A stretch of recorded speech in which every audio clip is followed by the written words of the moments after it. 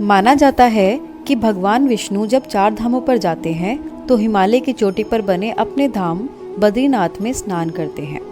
पश्चिम में गुजरात के द्वारका में वस्त्र पहनते हैं, उड़ीसा राज्य के पुरी में जगन्नाथ मंदिर में भोजन करते हैं और दक्षिण में रामेश्वरम में विश्राम करते हैं। द्वापर युग के बाद भगवान श्री कृष्ण पुरी में निवास करने लगे और बन गए जगत के नाथ अर्थात जगन्नाथ।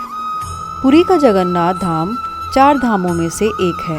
यहाँ भगवान जगन्नाथ बड़े भाई बलभद्र और बहन सुभद्रा के साथ विराजते हैं। दोस्तों, आज इस वीडियो के माध्यम से मैं आपको जगन्नाथ मंदिर के 10 चमत्कारों के बारे में बताने जा रही हूँ।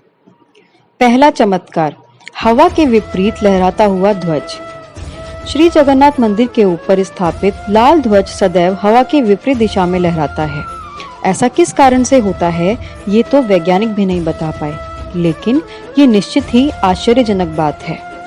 एक और खास बात है कि प्रतिदिन शाम को मंदिर के ऊपर स्थापित ध्वज को मानव द्वारा उल्टा चढ़कर बदला जाता है। दूसरा चमत्कार, गुंबद की छाया नहीं बनती है। ये दुनिया का सबसे बड़ा, भव्य और ऊंचा मंदिर है। यह मंदिर 4 लाख वर्ग फुट के क्षेत्र में फैला हुआ है और इसकी ऊंचाई लगभग 214 फुट है।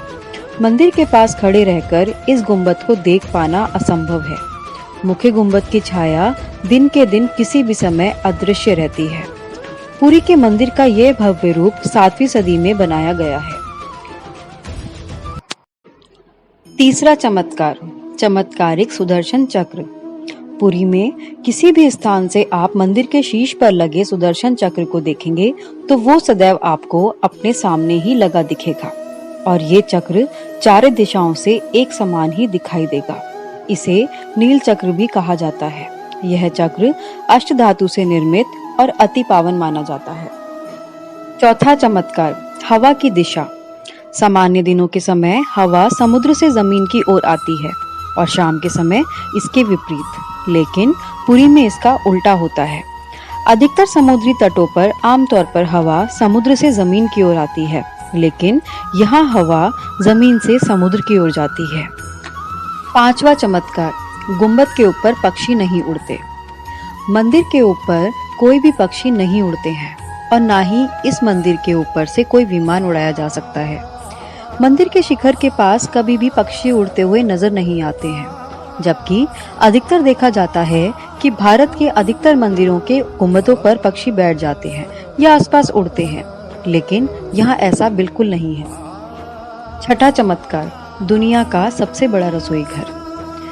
इस मंदिर के रसोई घर में 500 रसोइये 300 सहयोगी के साथ भगवान जगन्नाथ जी का प्रसाद बनाते हैं। लगभग 20 लाख भक्त यहाँ भोजन कर सकते हैं। कहा जाता है कि मंदिर में प्रसाद कुछ हजार लोगों के लिए ही क्यों ना बनाया गया हो, लेकिन इससे लाखों लोगों का पेट भर जाता है। 7वां चमत्कार, समुद्र की ध्वनि। मंदिर के सिंह द्वार में पहला कदम रखते ही मंदिर के अंदर से सागर की या कोई भी ध्वनि सुन नहीं सकते हैं। वहीं मंदिर के बाहर एक कदम रखते ही आपको समुद्र की आवाज सुनाई देने लगेगी। इसको शाम को स्पष्ट रूप से अनुभव किया जा सकता है। 8वां चमत्कार, रूप बदलती मूर्तियाँ। यहाँ श्री कृष्ण को जगन्नाथ जी कहते हैं। जगन्नाथ जी के साथ उनके बड़े भाई बलभद्र यानी बलराम और बहन सुभद्रा विराजमान है।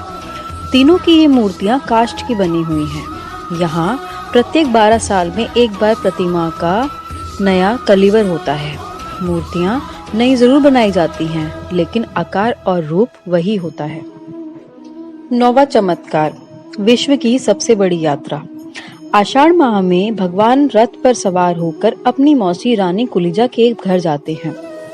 ये रथ यात्रा 12 किलोमीटर में पहले पुरुषोत्तम क्षेत्र में ही होती है। रानी गुंची भगवान जगन्नाथ के परम भक्त राजा इंद्रद्युम्न की पत्नी थी, इसलिए रानी को भगवान जगन्नाथ की मौसी कहा जाता है। अपनी मौसी के घर भगवान 8 दिन रहते हैं। आषाढ़ शुक्ल दशमी को वापसी की यात्रा होती है। 10वां चमत्कार, हनुमान जी करते हैं जगन्नाथ जी की समुद्र से रक्षा। जी हाँ, माना जाता है कि 3 बार समुद्र ने जगन्नाथ जी के मंदिर को तोड़ दिया था। कहते हैं कि महाप्रभु जगन्नाथ ने वीर मारुति यानी श्री हनुमान जी को यहाँ समुद्र को नियंत्रित करने हेतु नियुक्त किया था। हनुमान जी जगन्नाथ, बलभद्र और सुभद्रा के दर्शनों के लिए नगर में आ जाते थे। ऐसे में समुद्र भी उनके पीछे नगर में प्रवेश कर जाता था।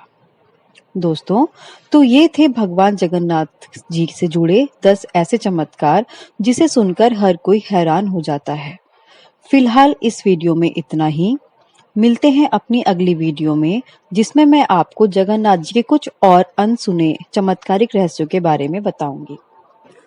दोस्तों, अगर आपको मेरी वीडियो पसंद आई हो तो मेरी वीडियो को जरूर लाइक करें और अपने फ्रेंड्स और फैमिली में शेयर करना ना भूलें और मेरे चैनल को सब्सक्राइब जरूर करें। इससे आपको मेरी अगली वीडियो के नोटिफिकेशन मिलेंगे।